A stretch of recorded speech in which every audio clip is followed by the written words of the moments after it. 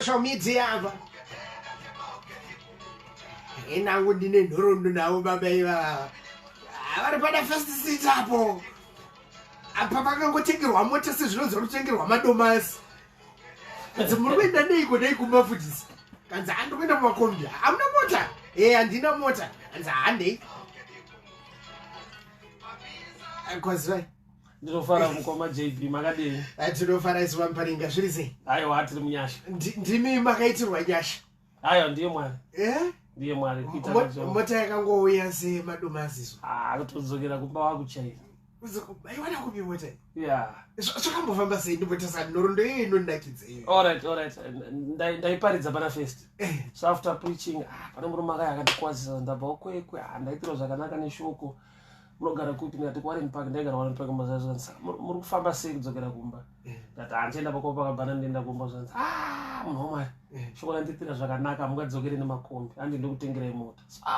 Munhu ari kurevesa zvinhu zvakachinchombeka ichi ari ngoti handiti kutenga mota. Pasina ana kuplana kana kudii. Ndakangodairawo zvinhu zvezviti taenda paflyover pana Sekeroda. Pinda mufenzi ndopagara mukakebhini somufenzi mazvanzi chisarudzai mota yachitende. Ndanongedzera mota ndanongedzera akutotaurira nemuchinda wekasi yakutobhadharwa ndanga nemari akareka mukabhegiso mota yatobhadharwa zvanzi bhuku iri mota itoonana munhu wachimufambi zvakanaka just like that. Nanhasi munoonanana here murume? Ndani time. Saka ingori ngirozi yakangouya kuzokuropafadzai? Kungodaro. Mwari unozviita hakuita kwamwari. Zvisinei vateereri ndivo vatinamona sunoyo pane pfinyuro yeRadio Zimbabwe. Joy Boy naivo vaMuparinga unoziva kuti ndati ndiri kumba so ndichiudza vandakaropafadzwa navo naMwari ava kuti ndinavo kanhasi. Kuona kupi? Ndikati makona imomo takasangana. Right, musi womuvhuro tinoziva tese kuti vazhinji izvozvizvi tatomuka muchida kukurukura navaMuparinga muchida kuvabvunza zvamunobvunza tida kunge tichikurudzirwa mushoko tisimbe mukufamba nemukurarama 0787500002. vaMuparinga nasunoyu musi womuvhuro tabuda muweekend munhu ari kutarisirwa kuti anga achienda kubasa izvozvi vamwe vatomuka vatokutohodha. Unoziva kuti izvozvizvi yatobesanwa mumusika Mbaro.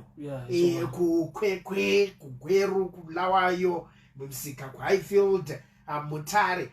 Zvakamira sei tichitarisa munhu nhasi achimuka kutanga wiki rako rebasa zvii zvaanofanira kutanga achiita? Munhu kana watarisana nevhiki rekutanga basa rako uri musi weMonday, chandokurudzira chekutanga kusuma vhiki rako mumaoko aJehovha.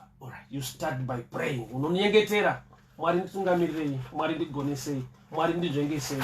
Why? Nokuti upenyu ndo mahambo awo in the spiritual realm ndo kwazvinotangira. So unosuma mabasa ako, mhuri yako, mafambiro ako, nokuti zvinosanganikwa nako zvakawanda. Zvimwe zvinodimanda uchenjeri hwemunhu, zvimwe zvinodimanda nyasha chaidzo dzaJehovha. Saka haungati because I've planned ndaronga zvinhu zvangu saka ndangobuda. Your plans anorongwa but unoita kuti zvibudirire ndiJehovha. So nyaya hombe ndekusuma zuva rako, vhiki rako maoko aJehovha. That foundation iri solid. Nokuti upenyu ndehwemweya, life is so spiritual. Saka hautange nekungoti ndakaronga zvinhu zvangu ndine meti dzangu ndinowana ndichaona ndichangono gweja zvakadai so. Unosangana nezvakawanda muupenyu. Saka ukasuma upenyu wako, vhiki rako maoko aJehovha, wane a good platform yekutanga vhiki rako.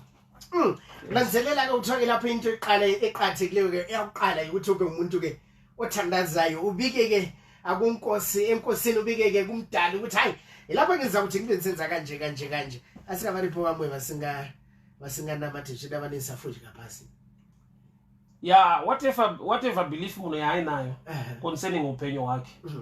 Unoita saizvozvo. Alright. Nokuti chandinoziva upenyu huri munyika yemweya munhu anozvitenda kana kusazvitenda but zvaunotenda kuti zvinotungamirira mukuita kweupenyu hwangu. But inini semuKristu rutivi rwangu ndiri kungonamata kuna Mwari muzita raJesu otungamirira. Ngati tine mabasa akasiyana-siyana. Toda kuti nhasi tikurudzire anoita basa rake nemaoko. Ukuthi akati nhasi ndikasaenda hapana chiri kufamba. Tokurudzira uyo ari kuenda kubasa kunoshandira mumwe. Unoziva kuti tiri mumabasa umo tine zvatinosangana nazvo. ndinotarisa imwe kambani ndoona kuti munhu ari kuita basa rangu uyo ari kuwana mari iri nani kunda yangu kana pari kushanda pari nani kunda pangu. Todii nemapoka akadaro evanhu nhasi uyu tichitanga vhiki redu. Upenyu zvaunoita mukoma JB hatisi tese tine chipo chekuvamba chinhu tochitungamirira. Vamwe they save under someone. Uye upenyu hausi pacompetition pamakwikwi. Nhasi ungangodaro uri pakadzikira uchikutarisa kune mumwe, but unoziva here kuti kune dzimwe nyasha dzinogona kusangana newe muenvironment iyoyo dzisingawanikwe kwaunoyemura kuti kune mari zhinji. I remember ndichirelata neupenyu hwangu inini kune kumwe kambani kwatakapopota tikati mari yatiri kupiwa ishoma ende chokwadi yanga iri shoma, asi panga pane urongwa hwekurongera vanhu mastands pakambani iyoyo zvokuti patakaramwa tikasuduruka kune vakasara vane pekugara isi taenda kwemari zhinji yacho ikazoshaya zvekuita muupenyu hwedu. Saka upenyu haasi makwikwi, gamuchira pauri ipapo, zvirovedzere ushande nemwoyo wese. Hatisi tese tine chipo chekuvamba nekutungamirira. Vamwe vanotungamirirwa but unogona kubudirira mukutungamirirwa imomo nekuti nyasha dzaMwari dziri kumunhu wese. Limqoka lelo ananzela ukuthi impilo asiyo yokubana ke liyancintisana. Nxa usempilweni akusomjaho, asokuthi liyabe lincintisana. Ayokubana ke ubekezele ukhona.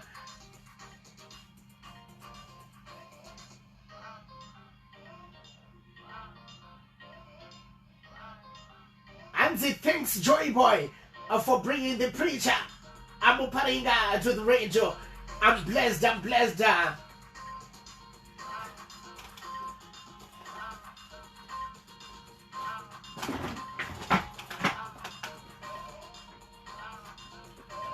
Ando zvatinoda izvo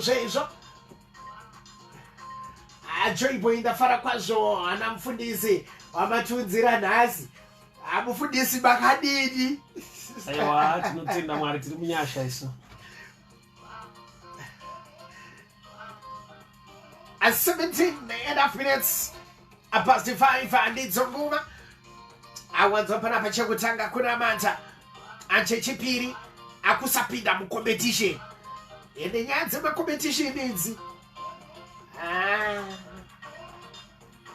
asazvira kuti munhu unofanira kugutsikana nepauri ushingirira uripa. Yes, gutsikana nepauri. Kana yangu yekusumudzirwa inokwana. Chimwe nechimwe Mwari wakachinatsa munguva yacho. Mweya wokuti zvanhingi zvaita zvangu zvisati, hauziwe kwaabva, hauziwe maitiro aita, hauziwe kwaari kuenda nekwaari kuendeswa naMwari wake. Saka pamwe wacho unopinda mucompetition nemunhu akutosvika. Unopinda mucompetition nemunhu ari kuenda kure. So upenyu stick muleni rako uite sezvawakarongerwa naMwari. Stick in your lane, oita zvawakarongerwa naMwari. Chirongwa chinotevera munochirinzirwa neTranslators Network International kana kuti TNI. NeTNI ndivo vanoturikira mabhuku eRhapsody nezvimwe zvinyorwa zvamufudzi Chris Oyakilome vachiisa mumitauro yenyu chaiyo.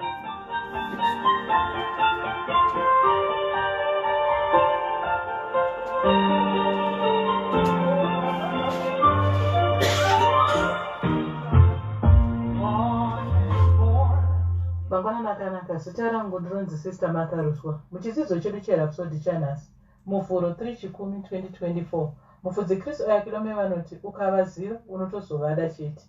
Vanotora chidzidzo ichi pana vaRoma 5:8 iyo inoti asi Mwari vakataridza kuti vanotifarira pakuti muponesi vakatifira tichiri vatadzi.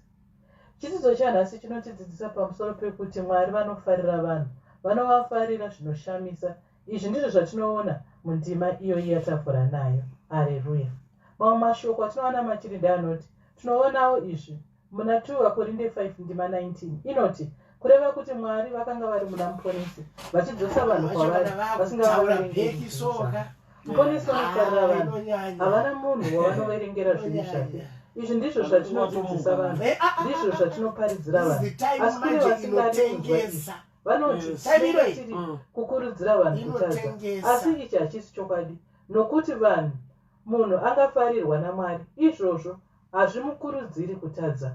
Iwe ungawedzera kunzwisisa Mwari, izvozvo zvinozoita kuti uwedzere kuvada, ukavaziva unotozovada chete, zvichitozoita kuti usatsvaka kuvagumbura. Ichocho ndicho chokwadi. Varoma 2:4 inoti kunaka kwaMwari uku ndiko kunoita kuti vanhu vatendeuke. Chidzidzo chanhasi chatidzidzisa pamusoro pokuti munhu angafarirwa munhu uyu haazogumburi uya anomufarira wacho. Ndizvo zvinoitawo naMwari.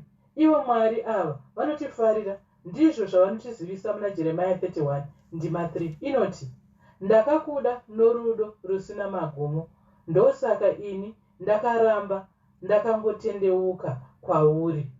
Izvi zvinoshamisa chose. Haleluya. Ngatichitaura mashoko aya pamwe chete. Nditevedzerei muchiti, imi baba vanofarira vanhu, makanditaridza kuti munondifarira zvikuru. Makanditaridza izvi nekufa kwamuponesi Jesu. Jesu ava vakafa pamuchinjikwa. Saka ini ndinofara zvikuru. Ndinorarama semunhu werudzi rwenyu, ndichikufadzai pane zvose zvandinoita. Imi munondifarira. Izvi ndizvo zvinondituma kuparidzira vanhu shoko reruponeso, ndichitendeusa vatadzi, ndichivabvisa muzvivi, ndichivapinza mukururama kwenyu, ndichivaunza kurusununguko rwevanakomana vaMwari muzita raJesu. Amen. Kurudzirai hama neshamwari kuteerera chirongwa chino. Munenge muri kutobatana namufudzi Chris pakusvitsa Rhapsody pasi rose, zvichiita kuti ruponeso rusvike pasi rose. Ngatisangane zvakare munguva inoteera. Panguva imwe chete tidzidze shoko raMwari. Ivai nezuva rakanaka. Mwari vakuropafadzei. Tinovimba makomborerwa nechirongwa chanhasi. Kana muchida kuwana zvidzidzo zvamufudzi Chris mumitauro yenyu kana kubata neTNI, titumirei tsamba kana kuti SMS pa 0772166928. Tinozokorora zvekare 0772166928. Mwari vakuropafadzei.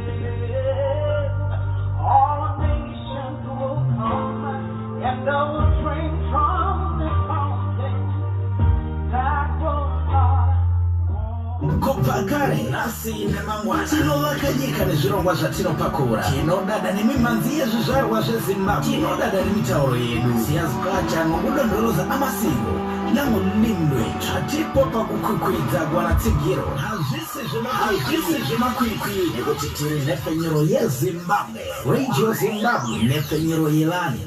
Umsakazo wavanhu.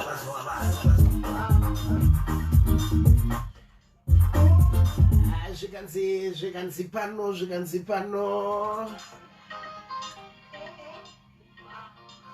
tinotenda munhu waMwari ane kutidzidzisa kuti tinofanirwa kutanga vhiki ane muna mato maprime amakuviri akwachivi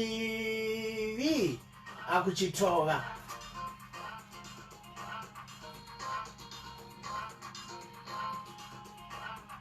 Akwarutana mfundisi amanyama Floyd Makosi akwachecheche vane pointi yandabata ayekuti gutsikana nepauri warudhani.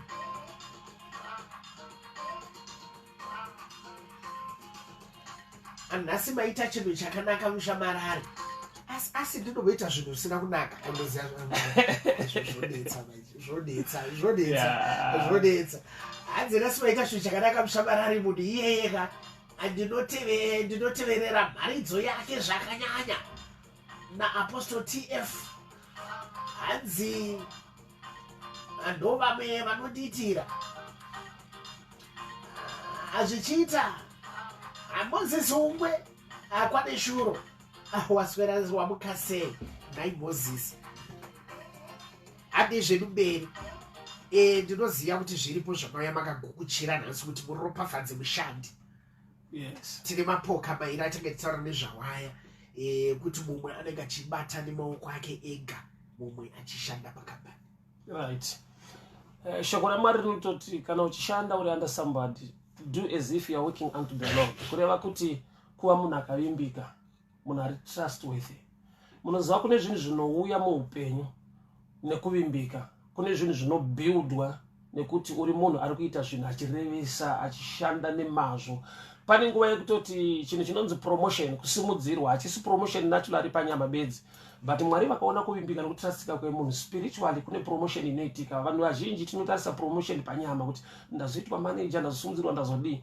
Ukavimbika Mwari unoona nyasha dzamwari dzinodururwa ipapo. Ndakaona mumwe munhu ari lower rank nemumwe munhu pakushanda, but lifestyle dzawo ari lower rank, ane upenyu hwakati nakei. Vanototi aiwa pane tsotsi inenge ichiitika nekudai nekudai. Mwari vakatendeka, uchishanda uchivimbika uchirevesa. A great rewarder is Jehovah God. So kana uchishanda uri under somebody, revesa, ita nemoyo. Uchizvishandira iwewe wega seta matargets eupenyu hwako. Nokuti kana usina target hauna goal. Kana usina goal hauzivi kuti ndakunda here, ndakundikana here. Munoziva munhu ari kuenda kwese kwese harasiki. Nokuti kwese kwese kwawaenda ndiko. But munhu ane goal, ane target, anoziva kuti apa ndapotsa, apa ndarasika, oita zvinhu. Bible rinoti akazodza musoro namafuta, Psalms 23. Mwari unozodza musoro namafuta, mukombe unofashuka. Munamato ndewekuti Mwari vakupenjere wisdom, how to do things. Haurambi uchingoita the same thing every time. Improvement inodiwa pabasa rako raunoita wega iwewe. Tsvaka improvement, tsvaka kuti gore rakapera ndakaita, but hapana here imwe nzira iri nani yekuimprova nekuita chinhu zvakanaka. Ndoda kuti ukaramba uchingorepeat the same thing achikupe better or new results. Saka iva netarget, iva nemunamato kuti Mwari zodzaiwo musoro wangu. Kuzodzwa kwemusoro namafuta anointing yewisdom, knowledge. Anozodza musoro namafuta, mukombe unofashuka. Mukombe ndozvaunobata, what you handle, what you touch. Kuda kuti unonamatira zodzo, njere, wisdom dzekuti zvaunobata zvirambe zvichiita overflow. Overflow inouya pa new strategy, new plans and new things. Saka pese pauri kushanda iva nepfungwa yekutsvaga kuti ndechipi chitsva chandingaite kuimprova kubva pane nezuro pane zvandaita. Saka nhasi ndine chitsva chandaita pane chandakamboita nokuti ndanzwa kunzi nhasi waita chinhu chakanaka. Yes. Yeah, I'm improving. Akutsvakela peke nxa usebenza ke umuntu ke ngathi ke uthake othembekileyo njalo ke ozinikelayo nxa isebenza njalo ke uba umuntu ke ozinikeza ke abathengiselwa ngama targets. Ungaphomba ukuchoba nje, ungaphomba ukuhamba yonke indawo.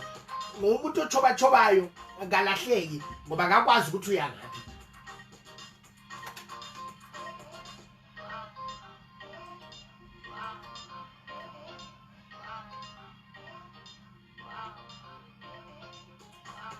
Andinavo avamparinga anzi kujoibonye obrechini ndakafamba sei, obrechini ndakakliwa akukwanisa kutambira ngezi anditi ka.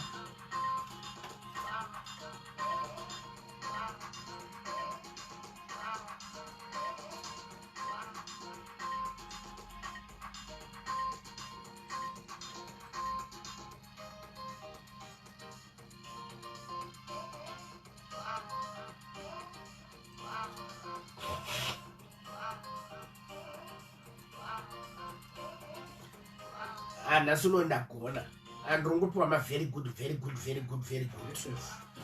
Asi tichitarisa pakuronga, ngatitarisa kuronga. Unoziva kuti mumwe munhu nyaya dzekuronga so dzinonetsa. Kuronga kunonetsa. Androngomuka izvozvo nongogeza kumeso ndokuti yani ndangotamba ndiyoyo. Ndongogashira zvese zvauya. No, upenyu haudaro.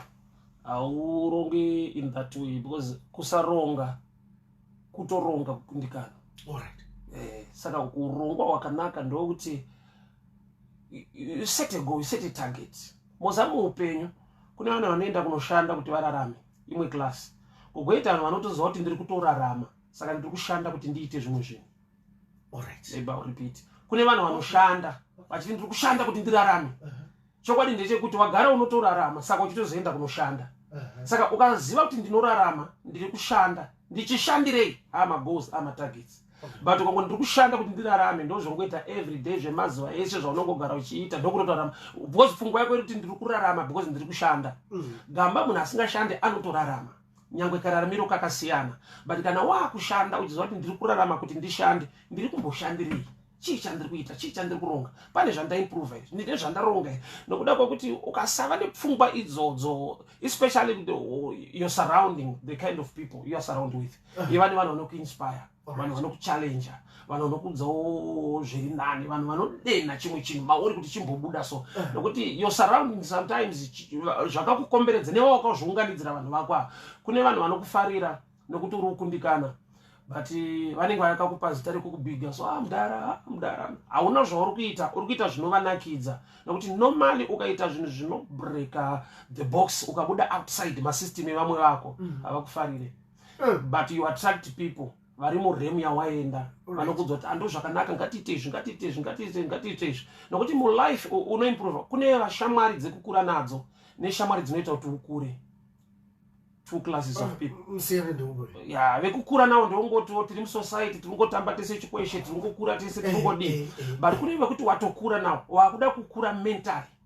They are another kind of people now vanofanira kuattracta mulife vanokuchallenge vanokudena kuti uyu ndo upenyu moza kune vanhu vane chiafrican culture chekuti anzi jaira nhamu zvinoita sekunge istatement rakanaka. Gamba chinofanirwa kudzidziswa munhu kutrainwa rugare because rugare ukaruziva kunaka kwezvinhu ukakuziva unodenheka mauri kuti ndofanirwa kutargeta kuita chinhu chakanaka but ukajaira nhamo you manage problems you become somebody angori maproblems achingoti it's okay so long life but there is another kind of life inofanirwa kugadzirwa newe but ndonge wazwanira the surrounding the right people. Vanoenda kumabhawa anda problem nokuenda kubhawa challenge ndei kune vanoenda kumabhawa kunonwa doro kogoita vanoenda kubhawa kunotandara vachinwa doro. Two classes of people. Alright. Some team rinoenda kunonwa doro vanonwa zvekuti kana vakubuda imo vanotadza kufamba achitakurwa achita sei kogoita vanoenda kunotandara vachinwa doro vanodiscuss life. Vanenge vachironga mabusiness. Kune vanhu vanoronga upenyu kubawa. Yes, let's be real on that. No, taka outline out. Kubawa so ukaenda aiwa kune maclasses evanhu kubawa. Kune kuti ukaenda kubawa wamanena unotandara. Kogoita kuti ukamona achijive anenge achitoshanda. Alright. Unozoona kuti asukutandara arikushanda. Anobuda ziya kudai so. Aba unoenda relaxa vogara, vodiscuss life, wodi. Saka maclasses iwayo ungangwarire kuti tiba nenda naro bar, nenda kunonwa doro ere, kadri nenda kunotandara richinwa doro. Kwa vanoenda kuchechi. Kune maclasses api? Maclasses futi kuchechi ariko. Vanoenda kuchechi nekufungwa ingoto ukapinda ipa namo vanochemana, ichechi yakadai. Kogoita type of church ine vanhu vane business mentality but takafundzira kuti kuchechi kunotaurwa bhaibheri chete and bhaibheri chete futi in other words rinazvo futi zveupenyu zvekurarama. Saka tine maclasses evanhu ngokuti Absalom munzwa mastatement ari so dangerous anorwadza ekutonzwa kuti ichechi inopindwa nevarombo. Chechi varombo yevapfumi. Right. Maclasses emachechi waya hapo. Imindset yevanhu vari muchechi. Ndoda kuti ikoko munoenda futi kuchechi mo discuss futi upenyu, moronga how to improve and to do things. Subject iyo kazhinji takaignore tichifunga kuti hazvisi spiritual totaura zvekudenga toenda kudenga chete kusati kwaendwa panyika panoraramwa. Alright. Saka kararamiro kanda kudiscuss kwachitorwa from the Bible. Mabusiness ana Abraham isa tinoyemura vaya nezvinhu zvavo vaiva nemakwai was rich in silver and gold. Kana Bible richiti Abraham was rich in silver and gold zvinoti was a minor. Alright. Ko gold rachaita rekunhonga pasi. Akwete. No, kunoti ane system yekushanda kuti zvinhu zviite. Saka maclasses evanhu oangwarira kuti ndakupinda muchechi nevanhu vasina focus yelife vari kungoti tikafa tokuenda kudenga kana kuti tine vanhu vane mindset yekudenga to dominate earth. Ndine statement yechirungu yandinoda yekuti we are not heavenly minded to be earthly useless. Alright. Kana tine pfungwa yedenga you must dominate earth. Don't dominate amarems are spiritual and physical. Uyazwela la alimqotholelo andova paridzi chaiva havo. Andaiva kudai zvaikona arijo Zimbabwe yapota ichitipa maridzo dzavo abhikita achikuku achireshe sepaste azvirikudi andivoti rubatsirwa nasonoyu wabatsirikana neti uruzokurudzirwa uruzokuvhura kuda izvi arijo Zimbabwe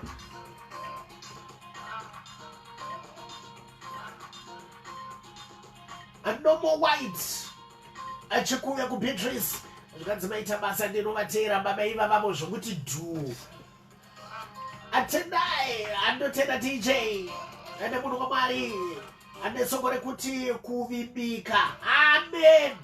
Baba Pearson Mutono apa chinyudze kuheadlines.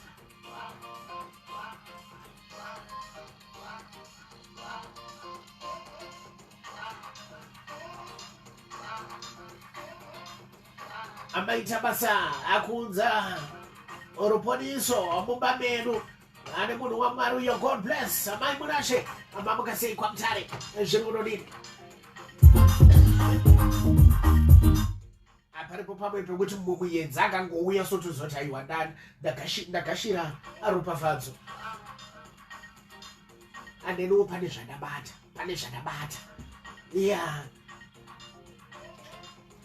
vaparinga ngatitarisa unoziva kuti unoziva tikatenderera tikaenda mumabookshops tinoona zvinonzi madhayari zviya unozoona munhu azive basa raro kuti dhayari nderei anofunga kuti notebook zvakafanana nedhayari nenotebook dhayari nderekunyora magoals ende rine kalenda mukati uchimaka nematargets pamwedzi uyu tikuita zvakati kusvika apa ndodii bozi ukangoti ndikuita chinhu chigore rino zvinokupa mwoyo wekuti ndichaita next month ndozoita kana muna June ndozoita muna August ende kuverengera kunoita kuti chitadze kuitika but ukaseta a target ukaziva kuti muna July 15 ndofanira kunge ndaakamplisa chinhu ichi ukataona wachipotsa waane nzara mauri waane that hunger yekuti akumbana chinhu changu waakutsvaga moto simba rekuti ugone kuita chinhu nenguva saka dhayari rinoita kuti ugone kubata nguva patargets eupenyu hwako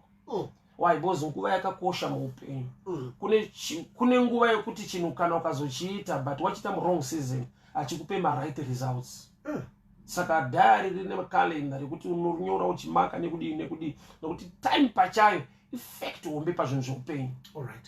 I love examples. Saka toona chiremba akakupa mapirisi uchirwara akati 2 kuseni 2 masikati 2 manheru. Even uchirwara zvakanyanya ukati ndakumwese kuseni unokuvadzwa nechinhu chiri right. Because hausogona kushanda netime. Time ya ine healing effect yayo. So time pachayo target kumaka calendar madates arimo mudhayari zvinokubatsira kuti ugone kushanda nesimba uimprove uregere kuverengera. But you relax uchiti saka na next year ndoita because ndakangozvinyora. But kana zvakanyorwa zvikaiswa date netime zvinokupa a little bit of pressure nekuda kuimprove nekuti zvinhu zvifambe zvakanaka. JB siyabonga umfundisi lisitingilena ke namhlanje nasi Joy Boy wagona chaizvo tadzidza zvakawanda inoza maybe problem yenyu manje ndekuti mozoti hanzi nasi wagona saka mazuva ndisingagoneri kana zvakadaro arega nditomboenda hangu kwangu kunwadzi yandofarira kana zvakadaro hanzi Muzambiringa kudii hanzi ndibvunziro kuna Mubharidzi kuti kosesu Muzambiringa vasina kunyatsobudirira pazvidzidzo zvedu alright hanzi kosesu sina kunyatsobudirira pazvidzidzo tine academics alright ndorimwe boka roda kurudzirwa challenge yatinayo muupenyu dzimwe nguva ndeyekuti standard yezvinhu yatakatora maybe kubva kuvarungu here kuti yatakapiwa navo because ivo havazodaro ivo vana vavo vanovadzidzisa zvinhu technical anotokura achizoti ndiri mechanic anoguraziva ndikuita farming anoguraziva zvakarati isu mavanzo kwangofoira maths hauna kwauchaenda kwafoira english hauna kwauchaenda yeti muchina hagone english but economy yechina iri so powerful kurati unogona kutogona zvinhu zvako nenzira yako yauri wired nenyasha dzawakapiwa naMwari kuita zvinhu osa chinhu chiri more dangerous mulife kunge panyaya yenglish papa chinhu chiri more dangerous mulife ilanguage. Genesis 11 vanhu vaida kuvaka rusvingo runosvika kudenga Mwari vaona kuti vanhu vari kuvaka chinhu ichi but havana the right motive ndokubva vadzika vakaconfuse language. Vanhu pavakaluza language havana kuva successful in building asi Mwari vanga vatotestify kuti hanzi hakuna vanhu tichavamisa nokuti vane mutauro mumwe chete unati denga rine chinhu one charakatya rikadisturba which is language iri powerful.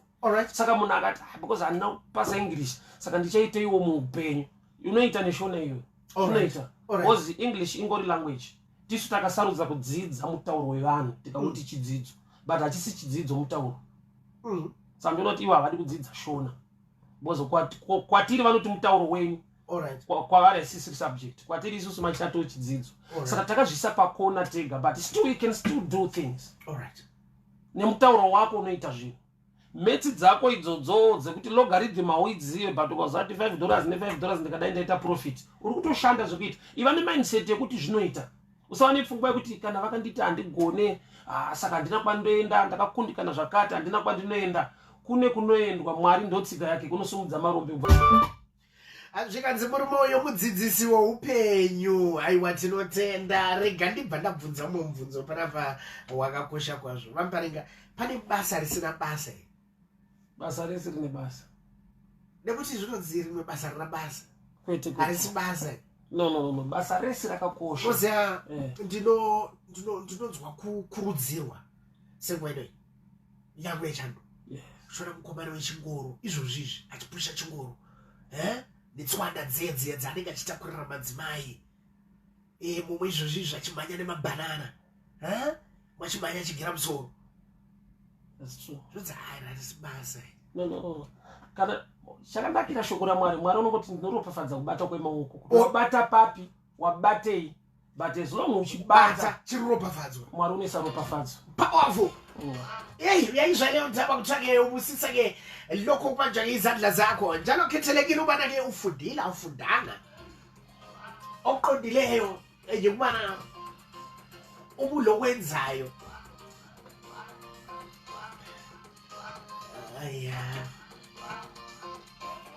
irakanyanya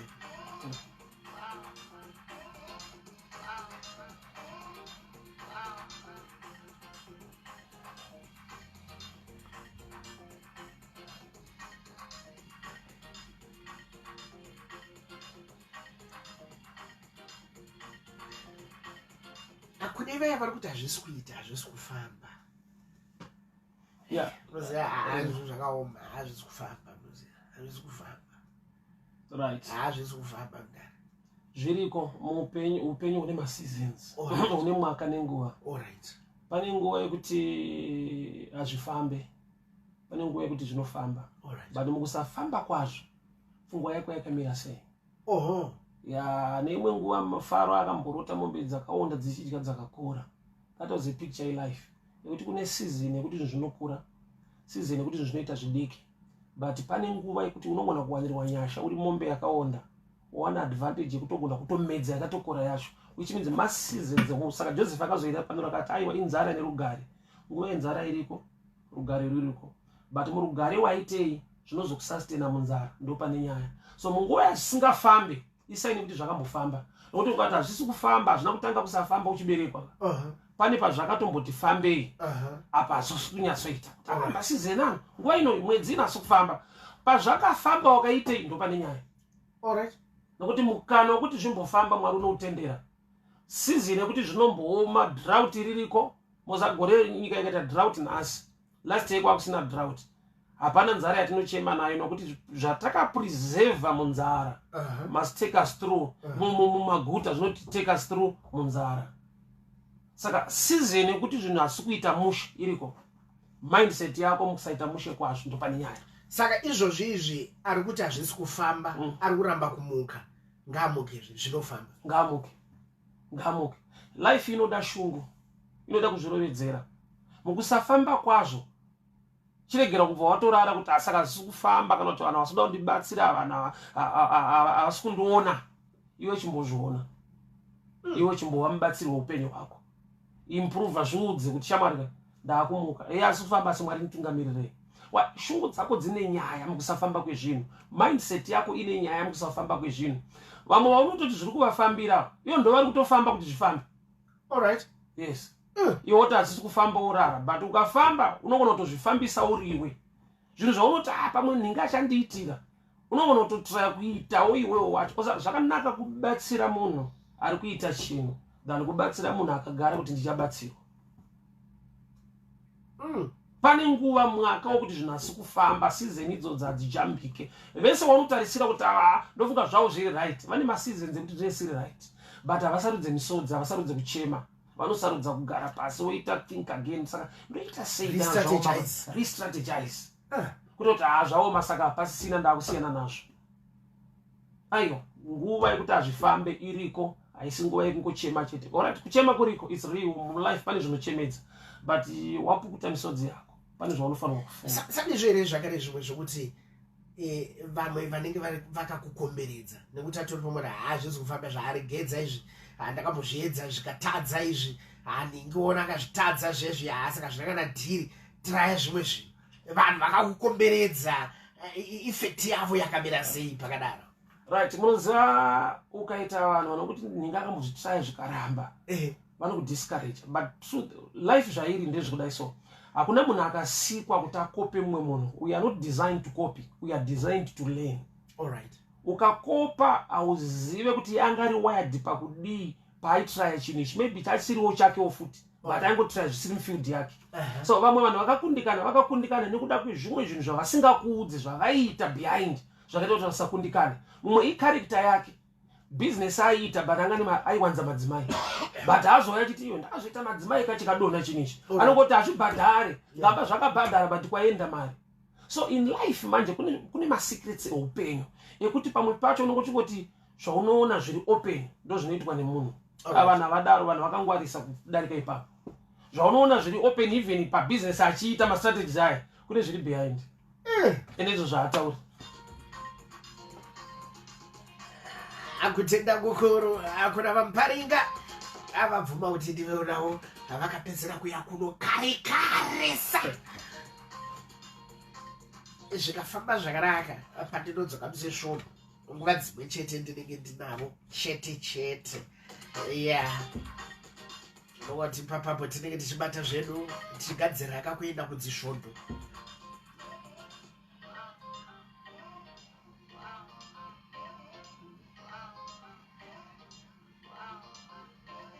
At 10.5 minutes until 6. A conclusion yedu akumushandi nasunoyu achienda kubasa. Kana munhu abuda mumba achienda kubasa ngazive kuti kune vari behind vari kutarisira chakanaka chaanodzoka nacho kumba. Iyo family yako ngaikuinspire, ngaikumotivate. Inzwa kuti ndikaita zvisiri izvo kune vanhu vakawanda vanochema kumashure kwangu. Kana mweya wekuba kubasa unozoona kuti unotama. Why? Because chandiri kuita ichi ndikadzingwa panapa handichemi ndezvekuchema vanhu vakawanda. So your family first, no inspiration and motivation. Because I'm here and I'm representing my family. I'm doing this for my kids, for my wife. Mori yako ngaikumotivate. Kwete muri chete kana extended family yako ana mgogo kumusha ana mudhara kumusha. Even in mind yekuti handisi kuzviitira ndega. I'm here as a representative. Vanhu vakawanda yangu muri kwandakabva and so forth. Kureva kuti chinhu ichocho chikapinda mind mako unonzwa kuti mweya weusimbe unotama. Because hausi kuzviitira iwe uri kuitira vazhinji. So iva nemindset yekuti tsvaga chinhu chinokudrive, chinokupusha, chinokupa simba, chinokupa mweya wekuda kuti rega ndimuke ndiende kunoshanda. Because hausiriwe chete. Une vafana vari kuenda kuchikoro, une vafana vari kuda kudya, une vakawanda vari kutarisira kubva kuupenyu hwako. So your family must motivate and inspire you to do work. Hanzi iva munhu wekuti unoinspaiwa nemhuri. Mhuri yako ngaikukurudzire. Azvira kuti vana baba atatambira zviya mari kumba mari gaende kumhuri. Varipo vamwe vasingatombosvitse mari kumhuri. Azoti vanenge vachiinspaiwa nani asi vanenge vachibva mumhuri. It's unfortunate. Hachifana kudaro. Panoti baba panongomirira responsibility. Vapfana vari kukura vari kutarisira kubva kwauri. Unenge uchienda kupi? Chawamukira uchiri kuenda kubasa chii? Oh yes. Untetela wambegalana. Evangelist Mparinga andinovatenda zvikuru. Avazhinji tovatevera kuma TikTok, ku Facebook tovatevera. Social media handles tonovatevera.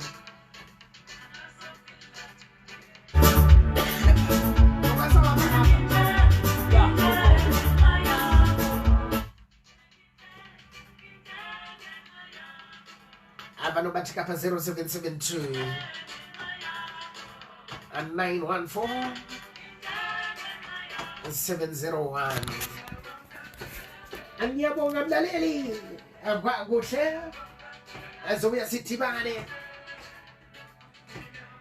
Angithemba siyabonana ngempela viki, ngempela ngesonto, ngempela ngoMgqibelo phambili khonale. Izamani